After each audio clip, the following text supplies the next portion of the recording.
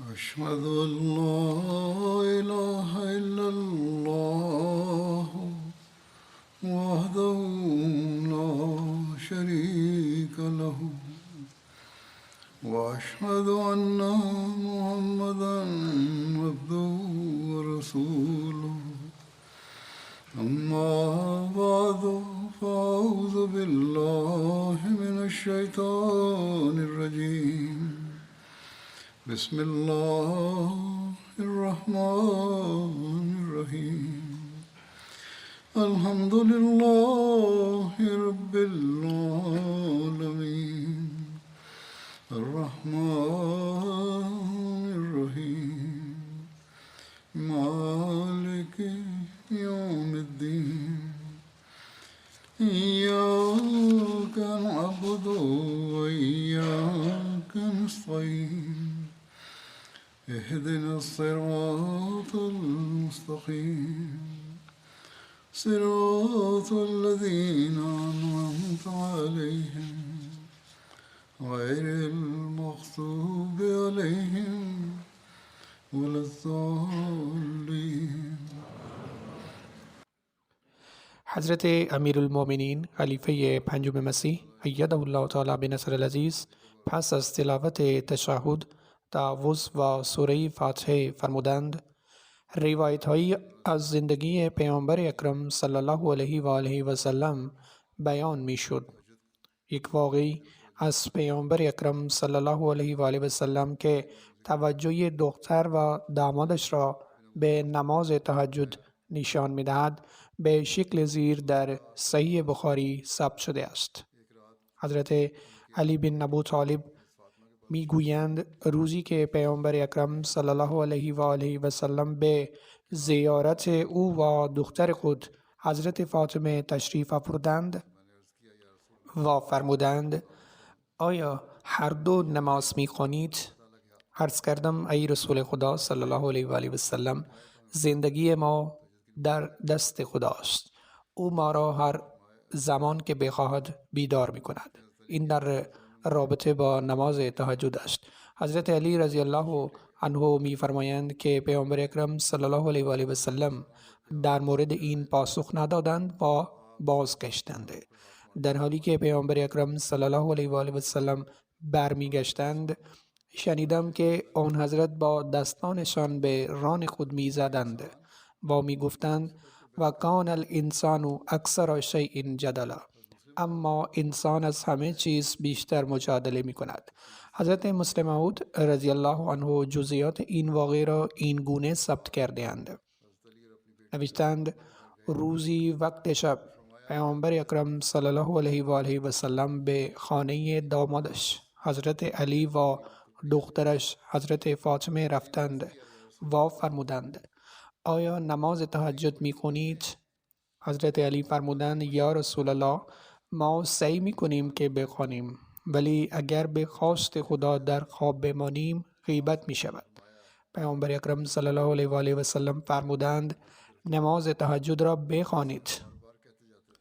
سپس برخاستند و به خانه خود بازگشتند و در بین راه مکررا می فرمودند: و کان الانسان اکثر شیء جدلا. این آیه قرآن کریم است، به این معنی که انسان غالبا از اعتراف به خطای خود می ترسد و عیب خود را با ارائه ادله ها و بهانه های مختلف می پوشاند. منظور این بود که به جای این که حضرت علی و حضرت فاطمه می گفتند گاهی اشتباه می کنند. چرا گفتند وقتی خدا بخواهد ما بیدار نشویم خواب می مانیم؟ چرا اشتباه خود را به خداوند متعال نسبت دادند؟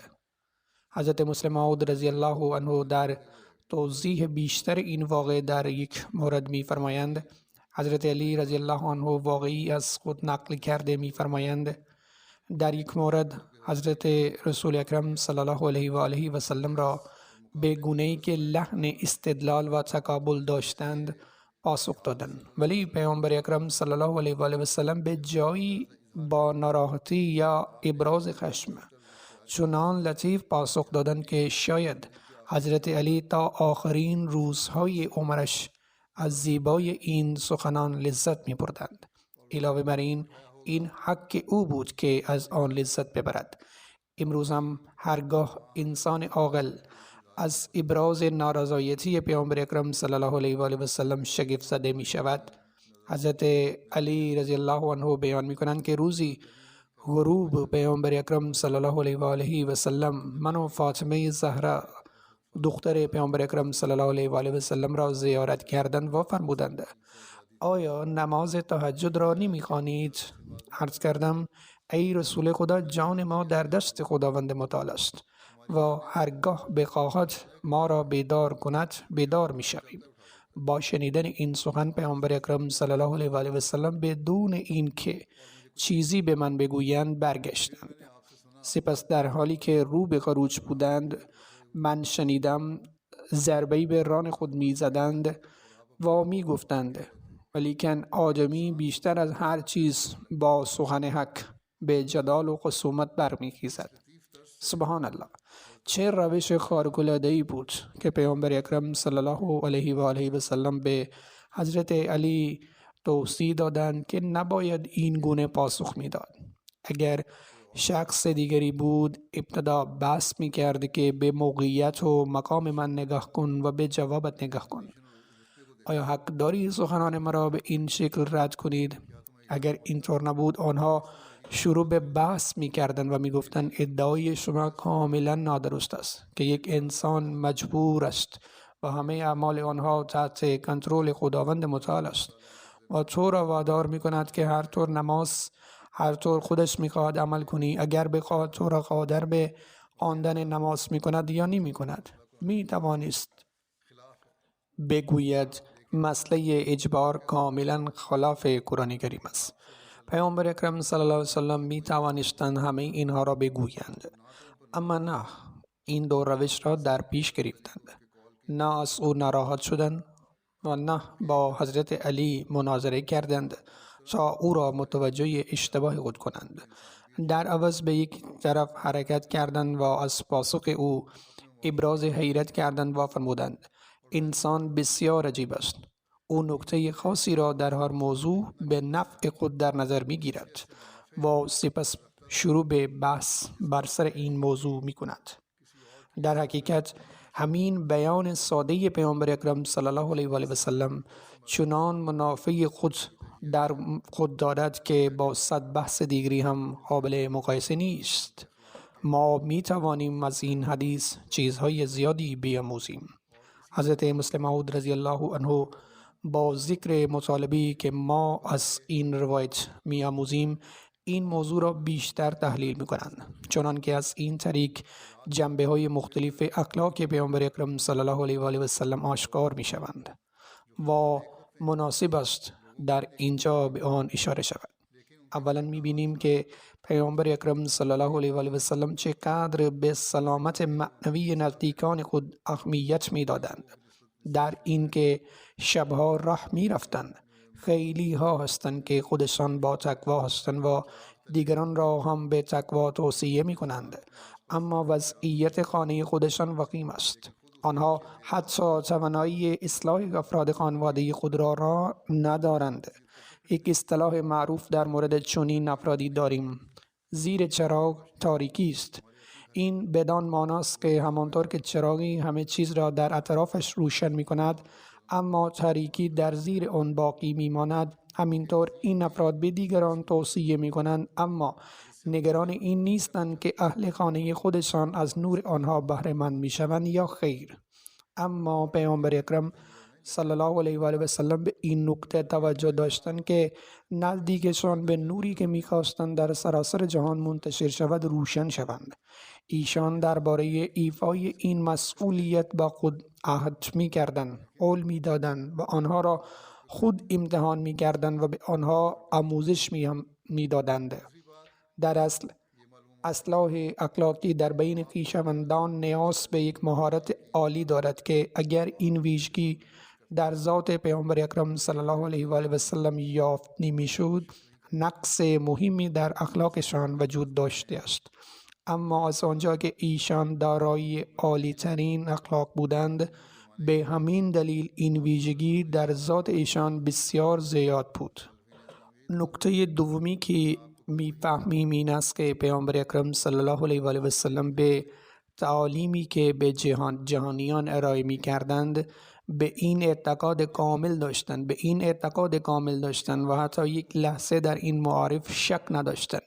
ادعی مدعی هستند خدایی نکرده پیامبر اکرم صلی الله علیه و سلم برای فریب همه دنیا و تثبیت پادشاهی این سلسله را به وجود آوردند. این ادعای مخالفین است، یعنی هیچ وحی دریافت نمی کردند. بعضی از خاورشناسان این را نوشتند و کافران زمان پیامبر اکرم صلی الله علیه و آله و سلم نیز چنین می گفتند، بلکه پیامبر اکرم صلی الله علیه و آله و سلم چنان به نبوت و بعثت خود از جانب خداوند متعال اعتقاد راسخ داشتند که در تمام دنیا مشابه آن را نمی یابیم. زیرا می توان فرض کرد که پیامبر اکرم صلی الله علیه و آله و سلم برای اثبات حقانیت خود به مردم به ظاهر عمل کرده اند، اما نمی توان تصور کرد که شخص به ویژه شبها نیست دختر و داماد خود برود و سوال کند که آیا آنها نیز به این نوع عبادت می پردازند، یعنی نمازی که واجب نشده است بلکه اقامه آن را خداوند به وضعیت مؤمنان واگذار کرده است که در نیمه های شب خوانده می شود. آن وقت خواب پیامبر اکرم صلی الله علیه و آله و سلم بیرون رفتند و دختر و داماد خود را به خواندن نماز تهجد توصیه فرمودند. گواهی بر اعتقاد کاملشان به تعالیمی است که می‌خواستند به مردم بدهند. در غیر این صورت دروغگویی که می‌داند پیروی یا رد تعلیم او بی اهمیت است هرگز نمی‌خواهد فرزندانش را به این وقت خواب پایبندی به آن توصیه کند، چون در هر دو صورت نتیجه یکسان خواهد بود. یعنی کسی نمی‌تواند فرزندان خود را به پیروی از تعلیم خود توصیه کند. این تنها زمانی ممکن است وقتی قلب شخص متقاعد شود که بدون پایبندی به تعلیم نمیتوان به برتری دست یافت. سومین موضوع دلیل مطرح شدن این واقعه است که پیامبر اکرم صلی الله علیه و آله و سلم با صبر و حوصله‌ای باور نکردنی همه چیز را توضیح میدادند، به جای دعوا اشتباهات دیگران را با محبت و مهربانی گوش زد می کردند. در این مناسبت حضرت علی در صدد برآمدند تا از سوال پیامبر اکرم صلی الله علیه و آله و سلم جلوگیری کنند و گفتند که انسان پس از خواب اختیاری بر زمان بیدار شدنش ندارد. شخصی که در خواب است کنترلی بر خود ندارد، چون وقتی شخصی در خواب است از زمان انجام کاری بی اطلاع است. اگر خداوند متعال او را از خواب بیدار کند نماز می کند. در آن عصر چون ساعت زنگدار نبود مجبور بود. با شنیدن این پاسخ پیامبر اکرم صلی الله علیه و آله و سلم باید متحیر می شدند، چون ایمان قلبی ایشان هرگز به ایشان اجازه نمی داد که اینقدر غافل و بی اعتنا شوند که وقت نماز تهجد را از دست بدهند. پس به همین دلیل پیامبر اکرم صلی الله علیه و آله و سلم روی برگرداندند و فقط همین فرمودند انسان سخن را گوش نمی کند، فقط بحث می کند. یعنی فرمودند که حضرت علی کوشش می کردند که وقت را تلف نمی کنند و آنچه را که به او گفته شد رد کند. از این رو حضرت علی رضی الله عنه می فرمایند پس از آن هرگز از خواندن نماز تهجد غفلت نکردم. ما باید این واقعه را به خواندن نماز تهجد به خاطر بسپاریم. به ویژه مبلغان، فدایان زندگی و مسئولان جماعت به این موضوع توجه داشته باشند. این دعای شبانه است که باعث جلب لطف خداوند متعال می شود و در حال حاضر این دعاها برای نجات جهان از نابودی ضروری است. در روایات تاریخی نیز از جنگ بنی قینقاع یاد شده است که در سال دوم هجری رخ داد. در این باره نقل شده است که پس از هجرت پیامبر اکرم صلی الله علیه و آله و سلم به مدینه کافران عربستان به 3 دسته تقسیم شدند. گروه اول از کسانی بود که پیامبر اکرم صلی الله علیه و آله و سلم با آنان پیمان صلح بستند به شرط آن که پیامبر اکرم صلی الله علیه و آله و سلم جنگ نکنند و از دشمنانشان علیه ایشان حمایت نکنند. هر 3 قبیله یهودی یعنی بنی قریظه، بنی نضیر و بنی قینقاع پیمان صلح بستند. دسته دوم از کسانی بودند که با پیامبر اکرم صلی الله علیه و آله و سلم مخالفت کردند و با آن حضرت جنگیدند. این گروه قریش بود. دسته سوم از کسانی بودند که از پیامبر اکرم صلی الله علیه و آله و سلم جدا شدند و در انتظار عاقبت آن حضرت بودند. مانند سایر قبایل عرب، این قبایل نیز از نظر عقاید متفاوت بودند. برخی در دل خود آرزوی پیروزی مسلمانان را داشتند، مانند بنی خزاعه. برخی برخلاف این عقیده داشتند، مانند مردم بنی بکر. قبایلی هم بودند که ظاهراً طرفدار مسلمانان بودند، اما پنهانی از دشمنانشان حمایت می‌کردند. چون این افرادی از منافقین بودند، هنگامی که پیامبر اکرم صلی الله علیه و آله و سلم وارد مدینه شدند، با همه قوم یهود قرارداد صلح بستند. بین پیامبر اکرم صلی الله علیه و آله و سلم و قبایل یهود قرارداد کتبی وجود داشت. قبایل هم به هم پیمان خود پیوستند و میان آنها و پیامبر اکرم صلی الله علیه و آله و سلم پیمان صلح بسته شد. در صلحنامه ها شرط های زیادی وجود داشت که یکی از آنها این بود که از دشمنان پیامبر اکرم صلی الله علیه و آله و سلم علیه ایشان حمایت نمی کنند. این مربوط به معاهدات صلح بود. ابن اسحاق در مورد بنی قینقاع و نقش آنها در گسترش بی‌نظمی در روایات تاریخی آمده است که پیرمردی به نام شعث بن قیس بود که در دل خود دشمنی و کینه زیادی نسبت به مسلمانان داشت. روزی عده‌ای از صحابه از قبایل اوس و خزرج در مجلسی بحث می‌کردند. شعث بن قیس از کنار آنها گذشت. وقتی دید که به خاطر اسلام بر دشمنی متقابل دوران جاهلیت فراموش کرده و اکنون در عشق و آرامش در کنار هم نشسته‌اند و از حسادت سوخت، از روی انگیزه گفت: بنو قیله، یعنی خطاب به رؤسای بنی اوس و خزرج که متحد شده بودند، بهشان گفت: به خدا سوگند اگر بزرگواران اوس و خزرج متحد شده باشند، ما نمیتوانیم در اینجا در میان آنها اقامت کنیم. سعی کرد آنها را تحریک و عصبانی کند. او را یک جوان یهودی همراهی میکرد. به جوانان دستور داد که بروند در میان آنها بنشینند و جنگ باس و دیگر حوادث گذشته را بیان کنند و چند ابیات را که در رابطه با آن وقایع نوشته شده است بخوانند. جنگ باس در زمان جاهلیت میان قبایل اوس و خزرج رخ داد که در آن اوس بر خزرج چیره شدند. در آن زمان رئیس قبیله اوس حزیر بن سماک اشعلی بود. او پدر حضرت اسید بود. رئیس قبیله خزرج عمرو بن نعمان بیازی بود. این دو نفر در جریان نبرد کشته شدند. این جوان یهودی در میان مسلمانان نشست و این بحث را برای خشم و تحریک آنها مطرح کرد. احساس خفتگی اوس و خزرج بار دیگر شور شد و خشمگین شدند. آنها شروع به نزاع کردند و برتری خود را بر یک دیگر ابراز کردند. اوضاع به حدی بالا گرفت که از هر قبیله نفر بر زمین زانو زد و در مقابل یک دیگر مجادله و مشاجره کردند. اختلاف آنها بیشتر شد. اوس بن خزیح نماینده قبیله اوس و جبار بن سخر نماینده قبیله خزرج بود. در جریان بحث یکی از آنها گفت که اگر دیگری بخواهد می توانند این جنگ را دوباره شعله‌ور کنند و از نو شروع کنند. از این رو هر دو طرف خشمگین شدند و گفتند که آماده جنگ هستند. از یک طرف اسلام را پذیرفته بودند، اما از طرف دیگر ردی از جهل باقی مانده بود. علاوه بر این آنها قول دادند که در حره با یکدیگر بجنگند. مدینه بین دو حره واقع شده است. حره به منظره سیاه و صخره اشاره دارد. در شرق مدینه حره عقم است که به حره بنی قریظه نیز معروف است. حره دیگر که در 3 مایلی غرب مدینه قرار دارد حرة الوبرا است.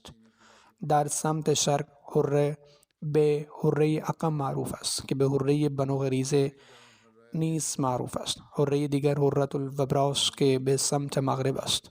یکی از سمت شرق و دیگری به سمت غرب است. هر 3 منطقه با فاصله 3 مایلی از هم جدا شده اند. در این میان شعرهای سلاح سر می دادند. به دنبال آن فضا به شدت داغ شد و هر دو طرف به شدت شروع به آماده شدن برای جنگ کردند. وقتی موعد مقرر فرا رسید، مردم هر دو قبیله به سوی حره حرکت کردند. تقریبا ممکن بود جنگ خونینی درگیرد، اما خداوند چنان اراده کرد که این خبر به پیامبر اکرم صلی الله علیه و آله و سلم رسید. پیامبر اکرم صلی الله علیه و آله و سلم با اطلاع از این امر فوراً عده‌ای از اصحاب مهاجر را جمع کردند و به سوی مردم اوس و خزرج رفتند. پیامبر اکرم صلی الله علیه و سلم با درایت فراوان خطاب به همه آنان فرمودند: الله الله، با وجود اینکه من در میان شما هستم و حتی بعد از اینکه خداوند شما را به سوی اسلام هدایت کرده است، به راه‌های جاهلیت بازگشته اید. از طریق اسلام به شما عزت داده شد. اعمال شما از زمان جاهلیت به کل ریشه‌کن شده است. از کفر نجات یافته اید و عشق به یکدیگر در دل‌هایتان نهادینه شده است. با همه اینها شما به شرایط قبلی خود بازگشته اید. این سخنان پیامبر اکرم صلی الله علیه و آله و سلم چنان بر آن تأثیر گذاشت که اگر که از کردار خود پشیمان شدند و به گریه افتادند. مردم اوس و خزرج که برای مبارزه با یکدیگر جمع شده بودند، اکنون یکدیگر را در آغوش گرفته و فرمانبرداری کامل داشتند. همراه با پیامبر اکرم صلی الله علیه و آله و سلم بازگشتند. اینها جزئیات این واقعه است که در سیرت ابن هشام آمده است. در رابطه با نقض عهدنامه یهودیان از سوی یهودیان نوشته شده است که وقتی خداوند متعال در جنگ بدر به مسلمانان پیروزی عطا فرمود، رفتار سرکش یهودیان و همچنین حسادتی که نسبت به مسلمانان و با پیامبر اکرم صلی الله علیه و آله و سلم داشتن آشکار شد. آنان به دلیل دشمنی و کینه خود پیمان خود را پایان دادند و گفتند: ای محمد، فکر میکنید ما هم مثل مردم شما هستیم؟ فریب نخورید. شما با قومی جنگیدید که با هنر جنگ آشنا نیستند. از این رو توانستید بر آنها غلبه کنید. به عبارت دیگر منظورشان جنگ بدر بود که در آن مسلمانان بر کافران مکه پیروز شدند. با این حال ما شجاع هستیم. به خدا سوگند اگر با ما جنگیدید خواهید فهمید که ما مردان واقعی هستیم. در میان 3 قبیله یهودی، اولین قبیله که از میان آنها پیمان شکنی کرد و خیانت کرد بنی قینقاع بود. در رابطه با رفتار شیطنت‌آمیز آنها یک موردی آزار و اذیت یک زن مسلمان نیز ثبت شده است. نوشته شده است که در کنار دشمنی آنها با پیامبر اکرم صلی الله علیه و آله و سلم واقعی دیگری که رخ داد این بود که همسر یکی از اصحاب انصاری کالاهای تجارت خود که شامل 4 پایانی از قبیل شتر و بز به بازاری بنی قینقاع آورد تا آن را بفروشد و از آن سود به دست بیاورد. او کالاهای خود را در بازار بنی قینقاع فروخت و سپس به جواهر فروشی یهودی رفت و در آنجا نشست. در حالی که صورت و بدنش را پوشانده بود به جواهرات نگاه می‌کرد. در آن موقعیت برخی از مردان یهودی شرور و منحرف اصرار داشتند که او چهره خود را نشان دهد، اما او ناپذیرفت. به دنبال آن صاحب جواهر فروشی بلند شد و با احتیاط گوشه پوشش برونی او را با چیزی پشت سرش بست. در روایت دیگری آمده است که یک قسمت از جامعه او را با میخ یا خار وصل کرد. آن بانو کاملا از این موضوع بیخبر بود. به همین دلیل هنگامی که برای رفتن برگشت، جامعه او در حالی که به چیزی بسته شده بود باز شد و اعضای بدن او آشکار شد و یهودیان شروع به خندیدن کردند. به دلیل این اقدام غیر اخلاقی خانم شروع به جیغ زدن کرد. مرد مسلمانی از کنارش میگذشت. به محض مشاهده این شیطنت یهودیان به سوی جواهرسازی یهودی پرید و او را با شمشیر کشت. در این هنگام یهودیان به مسلمان حمله کردند و او را کشتند. پس از این واقعه مسلمانان نسبت به بنی قینقاع خشم شدیدی داشتند. پیامبر اکرم صلی الله علیه و سلم فرمودند که هیچ توافقی بین مسلمانان و این قبیله برای چنین کاری وجود ندارد. در این باره حضرت عباده بن صامت فرمودند: ای رسول خدا، من با خدا و رسولش و مسلمانان هستم و دیگر هیچ مسئولیتی در قبال این پیمان با کافران ندارم. پیامبر اکرم صلی الله علیه و سلم سعی کردند بنی قینقاع را نصیحت کنند، اما آنان به جای آن که موضوع را بفهمند آشکارا شروع به تهدید کردند. جزئیات در این باره چنین نوشته است: پیامبر اکرم صلی الله علیه و آله و سلم بنی قینقا را جمع کردند و فرمودند ای گروه یهود، برای نجات خود از هلاکتی که خداوند در روز بدر بر قریش نازل کرده است تلاش کنید. پس اطاعت کنید، چون می‌دانید که من از جانب خدای متعال و فرستاده او هستم و این حقیقت را در کتاب و در عهدی که خداوند از شما گرفته است می‌یابید. در پاسخ گفتند ای محمد، شاید فکر می‌کنید که ما هم مثل مردم شما هستیم. فریب نخورید که با مردمی جنگیده اید که با هنر جنگ آشنا نیستند و به راحتی توانستید بر آنها غلبه کنید. اما به خدا سوگند اگر با ما جنگیدید خواهید فهمید که شجاعت واقعی چیست. در روایت دیگر آمده است که پیامبر اکرم صلی الله علیه و آله و سلم هنگامی که از پیمان شکنی یهودیان در روز بدر مطلع شدند، بنی قینقا را در بازار جمع کردند و به آنان هشدار دادند و گفته می شود که پاسخ آنها در پاسخ به این هشدار بوده است.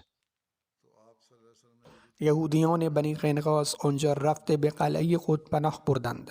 پس از همه این اتفاقات آنها به قلعه خود رفتند. پیامبر اکرم صلی الله علیه و آله و سلم به سوی آن رهسپار شدند و حضرت ابولبابه را در مدینه نایب خود منصوب فرمودند.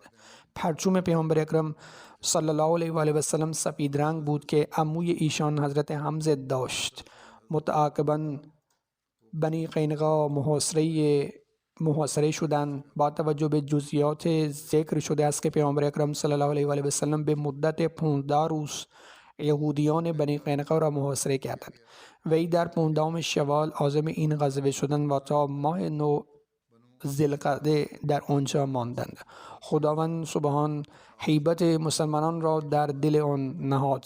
از بنی قینقا 400 جنگجو برای حفاظت از قلعه مستقر شدند و 300 نفر زره پوش بودند. سرانجام یهودیان از محاصره ناامید شدند و از پیامبر اکرم صلی الله علیه و سلم درخواست کردند که اگر به آنها اجازه عبور امن دهد مدینه را برای همیشه ترک می کنند. آنها خواستار معافیت از زنان و فرزندان خود شدند و مال و دارایی خود را واگذار کردند. این شامل تمام مال و اسلحه آنها بود. پیامبر اکرم صلی الله علیه و سلم این پیشنهاد را پذیرفتند و دستور دادند مدینه را ترک کنند. این در سیرت الحلبی آمده است. در اکثر کتاب‌های سیره پیامبر اکرم صلی الله علیه و سلم روایاتی از عبدالله بن ابی بن سلول آمده است که وی بارها به زیارت پیامبر اکرم صلی الله علیه و سلم آمد. از آنجایی که وی از همپیمانان بنی قینقا بود پیوسته سعی می‌کرد که از طرف بنی قینقا سفارش کند و به طرق مختلف از پیامبر اکرم صلی الله علیه و آله و سلم التماس می‌کرد و به این امید که بنی قینقا را ببخشند و آنها را نکشند و به آنها برای رفتن اجازه دهند. از این روایت چنین به نظر می آید که پیامبر اکرم صلی الله علیه و آله و سلم تصمیم به کشتن آنها گرفته بودند، اما با التماسای مستمر عبدالله بن ابی بن سلول بخشیده شدند. با این حال این کاملا نادرست است. پیامبر اکرم صلی الله علیه و آله و سلم هرگز قصد کشتن زنان و فرزندان و یا هیچ یک از آنان را نداشته‌اند. در واقع روایاتی از این قبیل مشکوک است. مورخی به نام سید برکات آمد با صدور حکم بر روایاتی از این دست در کتاب خود می نویسد پس از آن که یهودیان اسلحه خود را به زمین انداختند، هنگامی که عبدالله بن ابی نیست پیامبر اکرم صلی الله علیه و آله و سلم آمد و گفت با مردان من مهربانی کنید. پیامبر اکرم صلی الله علیه و سلم فرمودند هلاک شو، مرا رها کن. عبدالله بن ابی سلول پاسخ داد مطمئنا نه، سوگند به خداوند تا زمانی که به من اطمینان ندهید که با مردمم مهربانی خواهید کرد نمیگذارم بروید. آیا آنها را میکشید؟ به خدا سوگند یقین دارم که اوضاع تغییر خواهد کرد. پیامبر اکرم صلی الله علیه و سلم فرمودند خیلی خوب، چرا آنها را با خود نمیبرید؟ ابن اسحاق، واقدی و ابن سعد همگی این واقعه را نقل کردند. با خواندن این سه روایت این تصور ایجاد می شود که عبدالله بن ابی بن سلول بر پیامبر اکرم صلی الله علیه و آله و سلم تأثیری داشته است، اما سخنانی که عبدالله بن ابی بیان کرد مبهم به نظر می رسد. از روایت ابن اسحاق مطلقاً از قول پیامبر اکرم صلی الله علیه و آله و سلم دلیلی مبنی بر این که ایشان قصد کشتن بنی قینقا را داشتن نیست. از یک مورخ ثابت نشده است، اما واقعی به صراحت به این امر اشاره می‌کند و ابن سعد نیز همین روایت را ذکر کرده است. اما در این زمینه باید در نظر داشت که پیامبر اکرم صلی الله علیه و آله و سلم با وجود این که رهبر سیاسی بودند هرگز با دشمنان خود برخورد تندی نکردند. ایشان از خشونت بیزار بودند و اگر زمانی پا به میدان جنگ گذاشتند تنها به دلیل مجبور به انجام آن شده بودند. ایشان حتی در میدان جنگ از خونریزی‌های غیر ضروری اجتناب کردند. به هر حال محاصره شد و بنی قینقاع از ایشان پناه خواستند. به همین دلیل بنی قینقاع تبعید شدند. جزئیات این امر این است که بنا به درخواست آنها این قبیله یهودی تبعید شد. پیامبر اکرم صلی الله علیه و آله و سلم عباده بن صامت را به نظارت بر تبعید آنان گماشتند و به آنان 3 روز مهلت دادند تا مدینه را ترک کنند. اینطور در عرض 3 روز مدینه را ترک کردند. در روایتی آمده است که یهودیان مهلت بیشتری خواستند، ولی پیامبر اکرم صلی الله علیه و آله و سلم حتی 1 ساعت بیشتر به آنها مهلت ندادند و زیر نظر خود فرستادند. این مردم از مدینه بیرون آمدند و به سوی ارزیات که نام شهری در ناحیه شام بود حرکت کردند. در روایتی آمده است که حضرت محمد بن مسلمه برای نظارت بر تبعید آنان مقرر بودند. کاملا محتمل است که هر دوی آنها مأمور نظارت بر ترتیبات شده باشند. با این وجود وقتی یهودیان رفتند سلاح‌های زیادی پیدا شد، زیرا در میان قبایل یهودی آنها ثروتمندترین و همچنین شجاعترین و ماهرترین قبایل در جنگ بودند. پیامبر اکرم صلی الله علیه و سلم از میان سلاح‌ها 3 کمان، 2 زنجیر، 3 شمشیر و 3 نیزه‌ای برای خود انتخاب کردند. نام کمانها قطوم، روحه و بیضا بود. قطوم در جنگ احد شکسته شد. این 2 زنجیر سقودی و فیزه نام داشتند. علاوه بر این 3 نیزه و 3 شمشیر وجود داشتند. یکی از شمشیرهای ولی نام داشت و دیگری بطار و سومی نامی نداشت. این در سیرت الحلبیه نقل شده است. در مورد غزوه بنی قینقاع در کتاب سیرت خاتم النبیین آمده است. هنگامی که پیامبر اکرم صلی الله علیه و آله و سلم از مکه هجرت فرمودند و به مدینه رسیدند، در میان یهودیان 3 طایفه بودند و در آن زمان در مدینه ساکن بودند. نام آنها بنی قینقاع، بنی نذیر و بنی قریظه بود. پیامبر اکرم صلی الله علیه و آله و سلم به محض ورود به مدینه با این قبایل پیمان صلح و امنیت بستند و تأسیس مسالمت آمیز صلح و امنیت نهادند. بر اساس توافق هر طرف مسئول حفظ آرامش و امنیت مدینه خواهد بود و اگر دشمن خارجی به مدینه حمله می کند همه با هم دفاع خواهند کرد. در آغاز یهودیان به این معاهده پایبند بودند و دست کم آشکاراً با مسلمانان دعوا و درگیری ایجاد نمی کردند. اما وقتی متوجه شدند که مسلمانان همچنان در مدینه قوت می گیرند، نگرش خود را تغییر دادند و قاطعانه تصمیم گرفتند که به این قدرت فزاینده مسلمانان پایان دهند.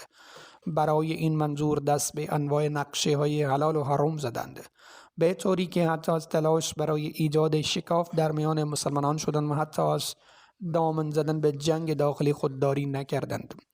از این رو روایت هست که روزی جمعی از قبایل اوس و خزرج در کنار هم نشسته بودند و با عشق و هماهنگی به گفتگو می پرداختند که یهودی بدکار به این مجلس رسید و شروع به ذکر جنگ باز کرد.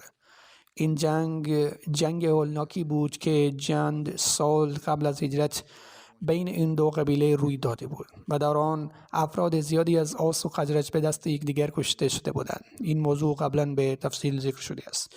به محض ذکر این جنگ خاطرات گذشته تجدید شد و صحنه‌های دشمنی باستان در برابر چشمان افراد احساساتی مختلف شروع به پخش کرد.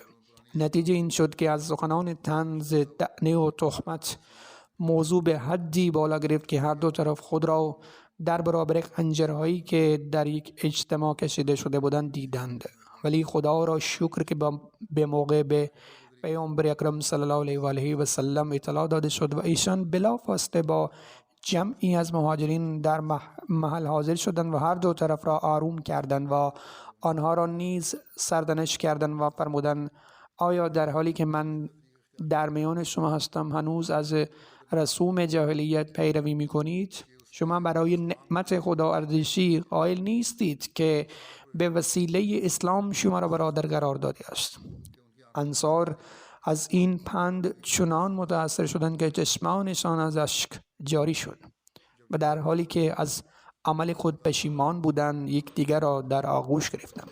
هنگامی که جنگ بعد رخ داد و خداوند متعال به فضل خود پیروزی قانع کننده ای را نصیب مسلمانان کرد، علی رغم کم بودن و بی امکانات بودنشان بر لشکر بسیار جرار قریش و سران برجسته مکه در هم آمیختند. گرد و غبار یهودیان مدینه در شعله های حسادت برافروختند. علنا شروع به پرتاب سخنان گزنده به مسلمانان کردند و در اجتماعات علنا گفتند پس چه می شود اگر لشکر قریش را شکست دادید؟ محمد با ما بجنگد و ما به او نشان خواهیم داد که چگونه جنگ می شود. این امر به قدری بالا گرفت که در یک مجلس حتی در حضور پیامبر اکرم صلی الله علیه و آله و سلم چنین سخنانی را گفتند. همینطور در روایات اومده است که پس از جنگ بدر هنگامی که پیامبر اکرم صلی الله علیه و آله و سلم به مدینه بازگشتند، روزی یهودیان را جمع کردند و آنان را پند دادند، توصیه فرمودند و ضمن بیان ادعای خود آنان را به اسلام دعوت دادند. سران یهود در پاسخ به این خطاب مسالمت آمیز و دلسوزانه پیامبر اکرم صلی الله علیه و آله و سلم گفتند ای محمد، گویا پس از کشتن چند قریش شاید مغرور شده ای؟ آن مردم در هنر جنگ بی تجربه بودند. اگر قرار بود با ما به جنگی، امثال واقعی جنگجویان را می شناختی. یهودیان به تهدیدی بسنده نکردند، بلکه به نظر می رسد که حتی برای ترور پیامبر اکرم صلی الله علیه و آله و سلم دست به توطئه زدند.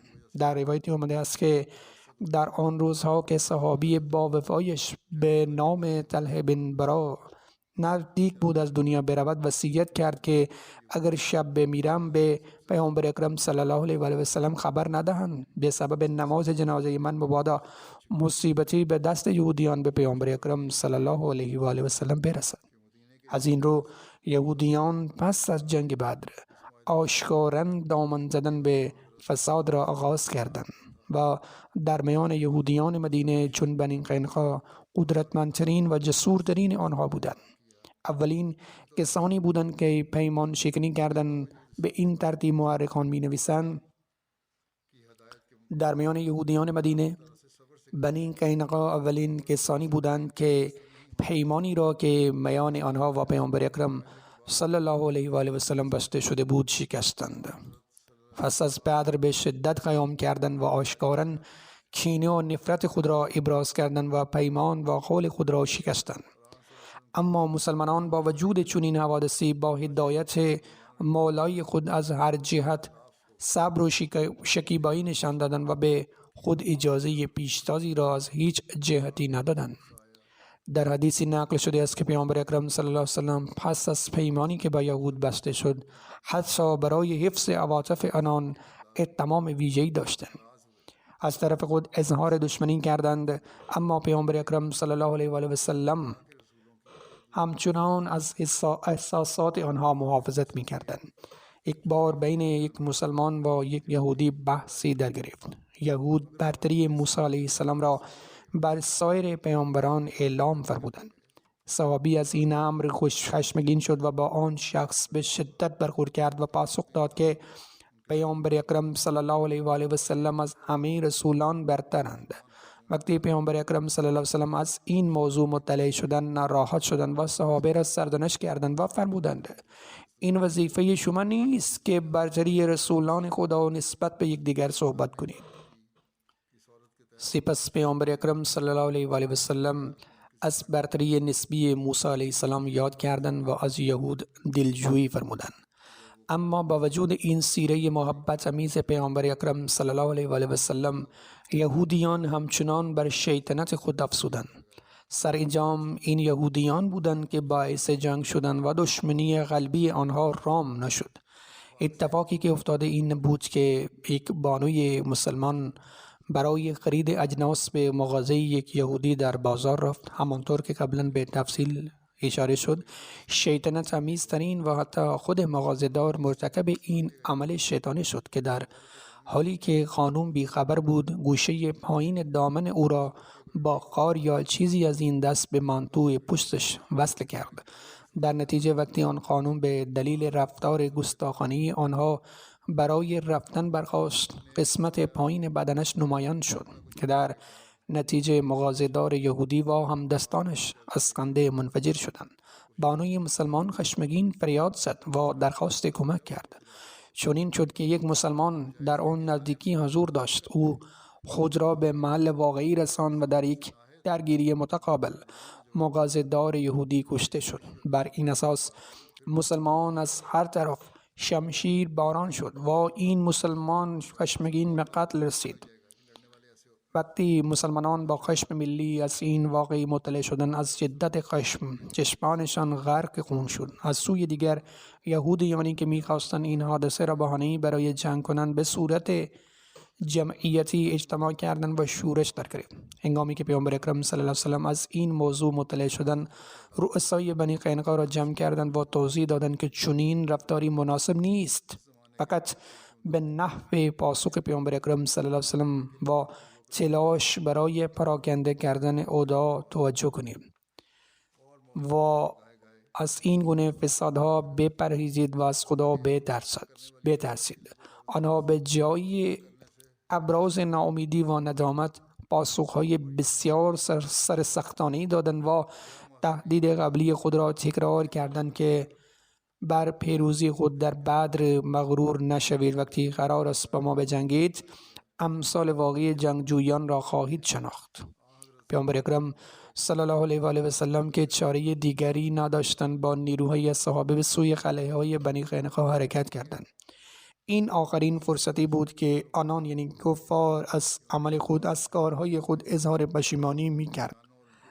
زمانی پیامبر اکرم صلی الله علیه و سلم به راه افتادند. اگر کفار موافقت می‌طلبیدند، همانجا این معامله تمام می‌شد، اما آنها در عوض آماده جنگ بودند.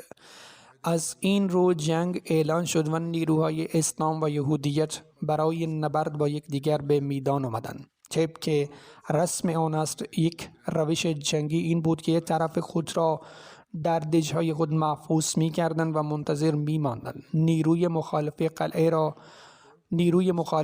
قلعه را محاصره می‌کرد و هر وقت فرصتی پیش می‌آمد هر از گاهی به هم حمله می‌کردند. این کار تا زمانی ادامه می‌یافت که ارتش اطراف یا امید خود را برای تصرف قلعه از دست داده و محاصره را برمی‌داشت و این پیروزی برای محاصره شدگان تلقی می‌شد، یا چون قادر به جمع‌آوری نیروی برای دفع هجوم نبودند، نیروهای محاصره شده دروازه‌های قلعه خود را باز می‌کردند و خود را به پیروزمندان تسلیم می‌کردند.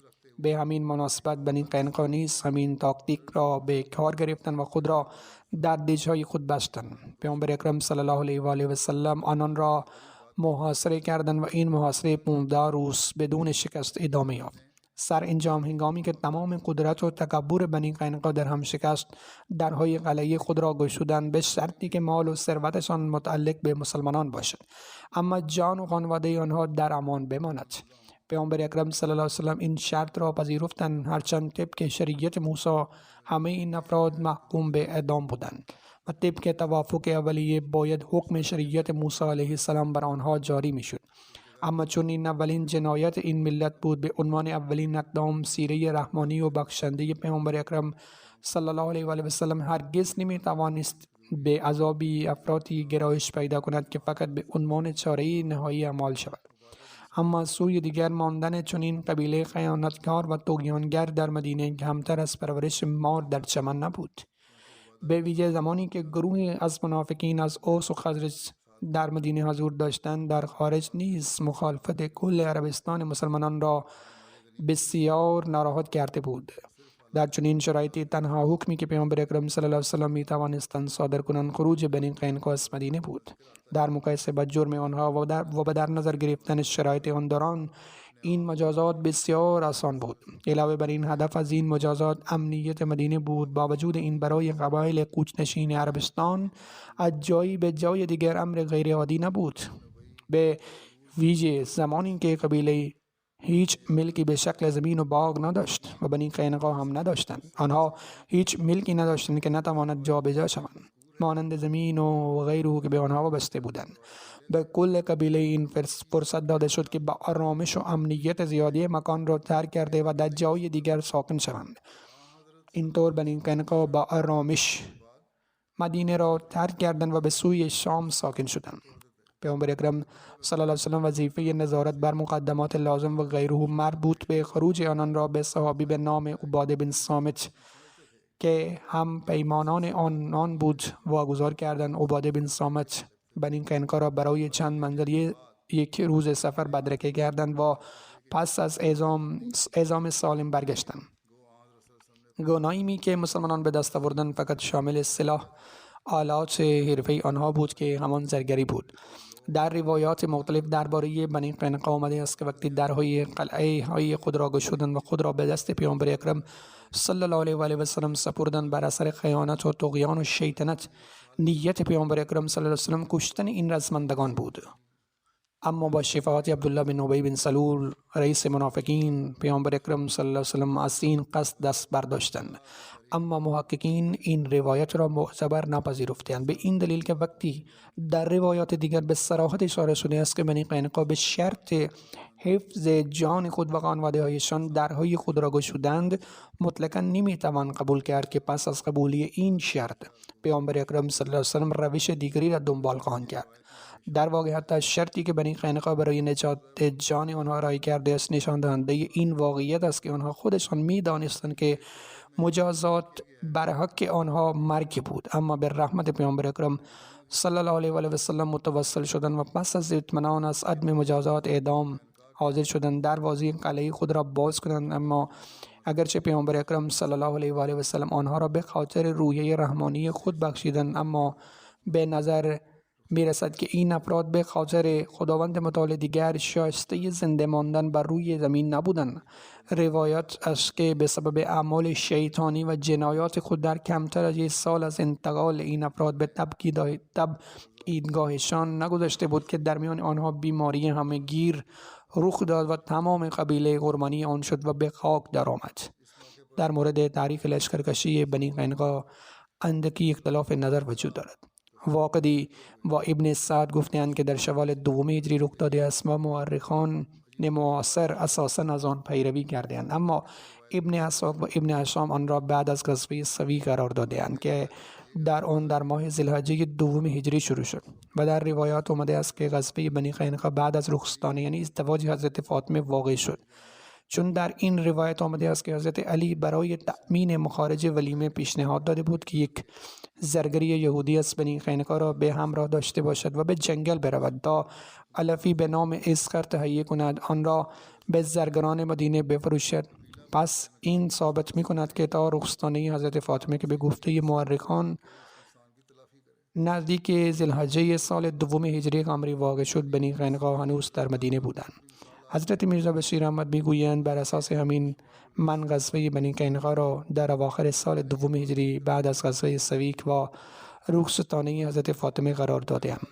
در این مجال ذکر این نکته نیز مناسب است که آقای مارگولیس ضمن بیان علت منتهی به غزوه بنی قینقاع عجیبترین و غیر عادی‌ترین نظریه را به دلخواه خود ساخته است که حتی از دور به آن اشاره نشده است. یک روایت در بخاری روایت شده است که حضرت حمزه در حالت مستی تا آن زمان هنوز شرابخوری حرام نشده بود، 2 شوتر متعلق به حضرت علی را که از غنایم بدر به دست آورده بود کشت. آقای مارگولیس با ضمیمه این واقعی جداگانه به غزوه بنی قینقاع بدون هیچ مدرک تاریخی می نویسد که پیامبر اکرم صلی الله علیه و سلم به قبیله بنی قینقاع هجوم آوردند تا غنایم جبران خسارت حضرت علی شوند.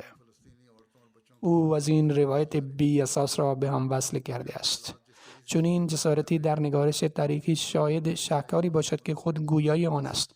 بعد تند ماجرا این است که خود آقای مارگولیس این واقعیت را می‌پذیرد که این را بر اساس حدس و گمان خود نوشته است، به این معنا که او نتوانست هیچ ارجایی داشته باشد، اما بر اساس حدس و گمان خودش هیچ دلیل دیگری برای جنگ با قبیله به خاطر 2 شتر وجود نداشت. تفکر آنها بسیار عجیب است. خباثت و کینه‌ای که خاورشناسان و مورخان غیر مسلمان نسبت به اسلام دارند به حدی است که به راحتی روایتی کاملا تحریف شده از تاریخ اسلام ارائه بدهند و این امر در موارد بسیاری مشهود است. با این وجود انشاءالله در آینده به سایر گزارش‌های مربوط به این موضوع اشاره خواهد شد.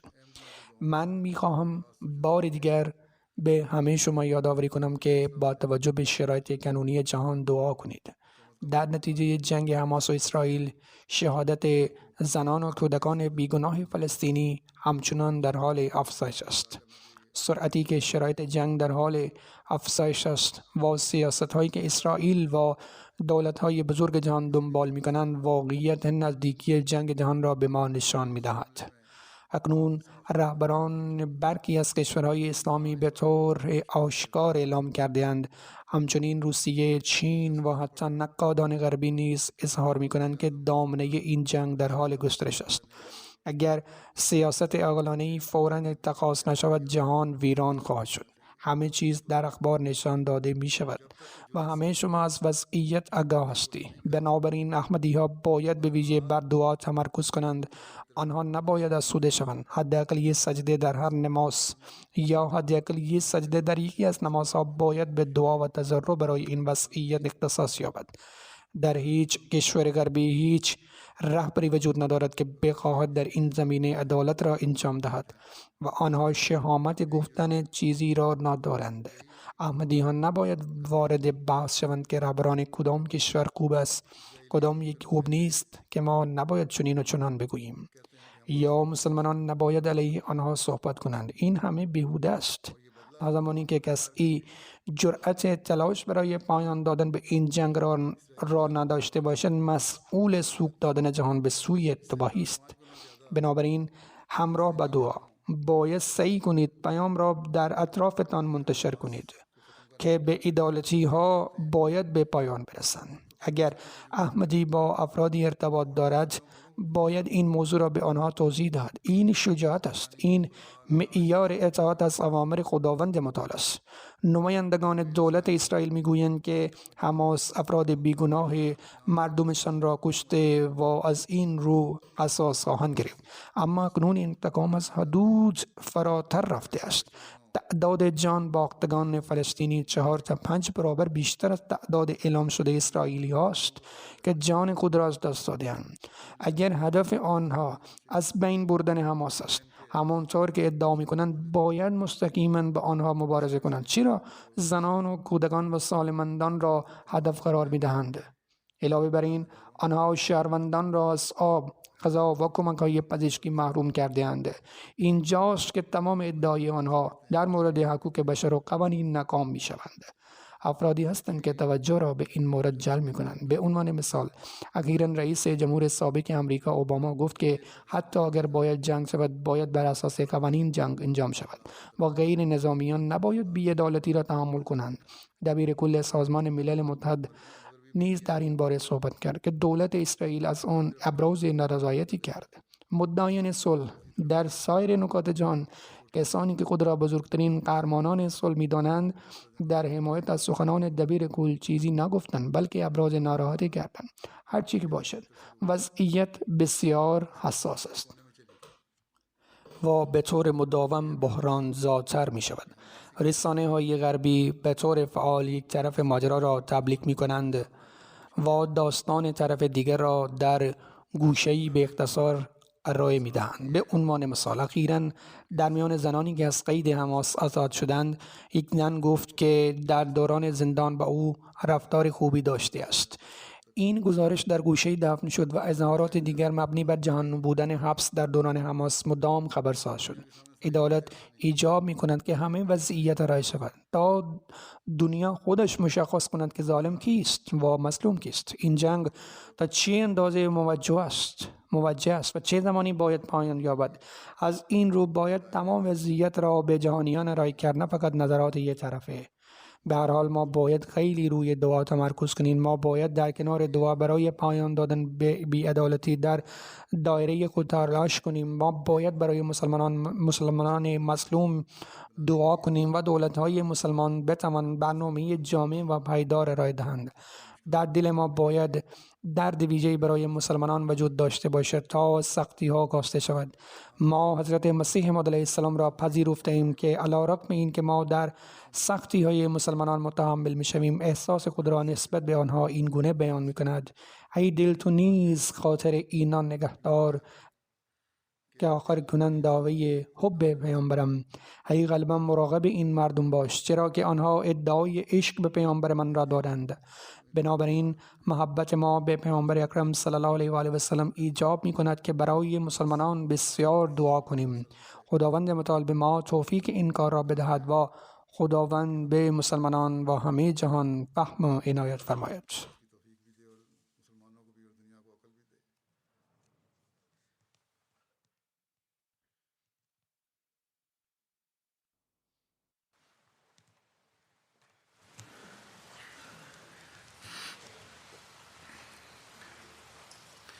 الحمد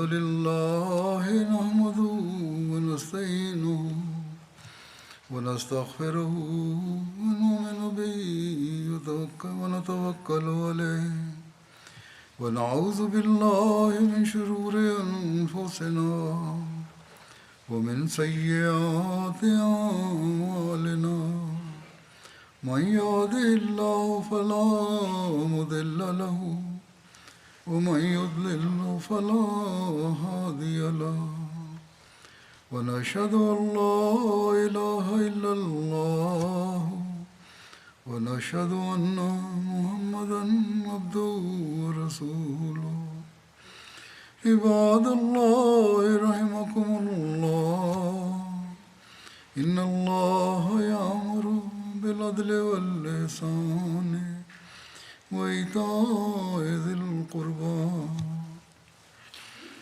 وينهى عن الفحشاء والمنكر والبغي يعظكم لعلكم تذكرون واذكروا الله يذكركم وادعوه يستجب لكم ولذكر الله أكبر.